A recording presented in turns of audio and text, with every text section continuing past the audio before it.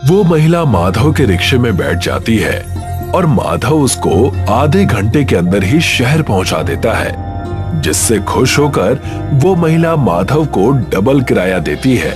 माधव एक गरीब आदमी है और वहां रानीपुर गांव में रहता है। गांव के चारों ओर घना जंगल है और ये जंगल वन विभाग के अधीन है। माधव के परिवार में उसकी बीवी और उसकी बेटी है, पर उसके पास कोई नौकरी नहीं है। ऐसा कब तक चलता रहेगा जी? हमारी बेटी अब बड़ी हो गई है, आपको कोई नौकरी कर लेनी चाहिए। तुम्हें क्या लगता है मुझे घर पर बैठना पसंद है क्या? मैं भी कोशिश कर रहा हूँ कि जल्दी कोई नौकरी मिल जाए। माधव नौकरी की तलाश में घर से निकल पड़ता है, पर उसे कहीं भी नौकरी नहीं मिलती। आखिरकार थक हार कर शाम को माधव अपने घर वापस लौटता है। उसका उदास चेहरा देखकर उसकी बेटी उससे पूछती है, क्या हुआ पापा, आप बहुत उदास दिख रहे हो? कुछ नहीं बेटा, बस यूं ही। मुझे पता है आपको नौकरी नहीं मिल रही है, इसीलिए आप उदास हो ना। आपको जल्दी ही कोई नौकरी मिल जाएगी, आप चिंता मत कीजिए। देखो मेरी बेटी कितनी समझदार हो गई है। पापा, आप वन विभाग में नौकरी के लिए कोशिश क्यों नहीं करते? वहाँ तो पढ़े लिखे लोगों की जरूरत है और मैं तो ज्यादा पढ़ा लिखा हूँ नहीं, मुझे कौन काम देगा?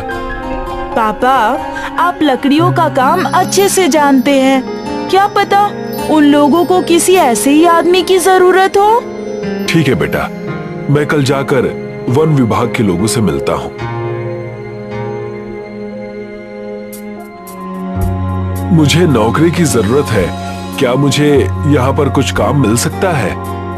तुम्हें क्या काम आता है? मैं एक बढ़ई हूँ, लकड़ियों का सारा काम जानता हूँ। हम तो एक ऐसे ही आदमी को ढूंढ रहे थे, तुम आज से ही काम शुरू कर दो। नौकरी मिलने की बात सुनकर माधव खुश हो जाता है और काम करना शुरू कर देता है।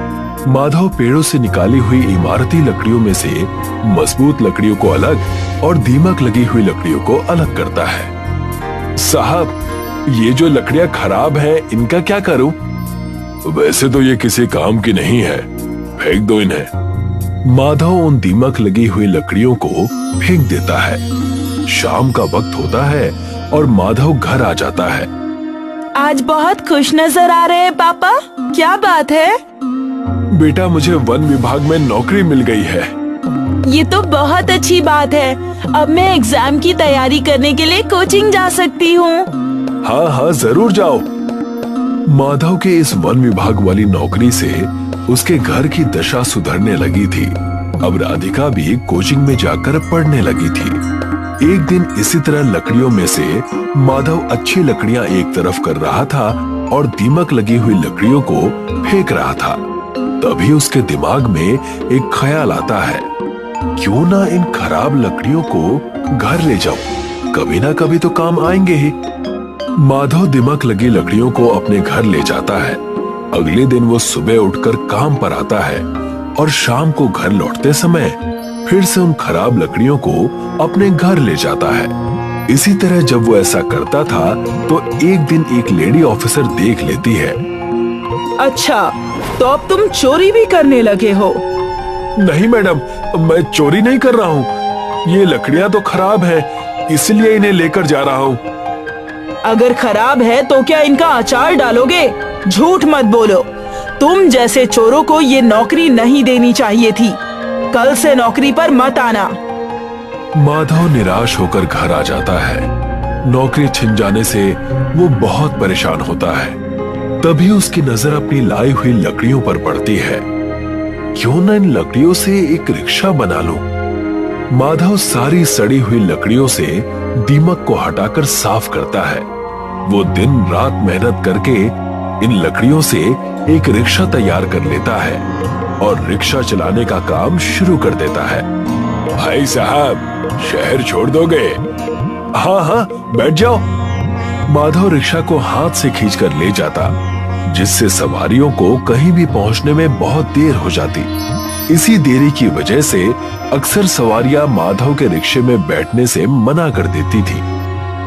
भाई साहब, शहर जाने में टाइम लगेगा? 4-5 घंटे लग जाएंगे। भाई साहब, मुझे शहर जाना है, विदेश नहीं जाना। रहने दीजिए, मैं दूसरा रिक्शा देख लूंगी। माधव ने लकड़ियों की मदद से रिक्शा तो बना लिया था, पर उसे उस रिक्शे को हाथ से खींचना पड़ता था। पापा, मेरे एग्जाम्स आने वाले हैं, मुझे शहर जाने के लिए कुछ पैसों की जरूरत है। बेटा, मेरे पास तो पैसे नहीं है, पर मैं तुझे अपने रिक्शे में तेरे एग्जाम सेंटर तक छोड़ दूंगा। पर पापा, इसमें तो बहुत टाइम लग जाएगा और मैं एग्जाम के समय तक नहीं पहुंच पाऊंगी। ठीक है बेटा, मैं कुछ इंतजाम करता हूँ। माधव सोचने लगता है कि किस तरह से राधिका को एग्जाम देने के लिए शहर भेजा जाए। वो सोच ही रहा था कि तभी उसकी नजर जंगल में पेड़ के नीचे पड़ी एक टूटी फूटी गाड़ी पर पड़ती है। माधव उस गाड़ी के पास जाता है। गाड़ी तो कबाड़ बन चुकी है, पर इसका इंजन मेरे काम आ सकता है। राघव उस गाड़ी से इंजन निकालता है और अपनी हाथ गाड़ी पर लगा देता है।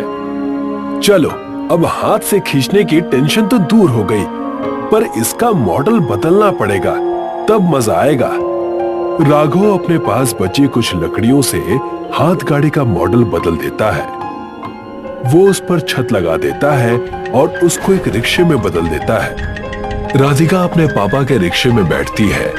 माधव रिक्शा स्टार्ट करता है और राधिका को शहर में उसके एग्जाम सेंटर पर छोड़ देता है। माधव के लकड़ी के रिक्शे पर इंजन लग जाने से अब उसका रिक्शा तेज दौड़ने लगता है, जिससे अब उसके पास बहुत सारी सवारियां आने लगती हैं। भाई साहब, शहर जाने में कितना वक्त लगेगा? बैठ जाइए, 1 घंटे में पहुंचा दूंगा।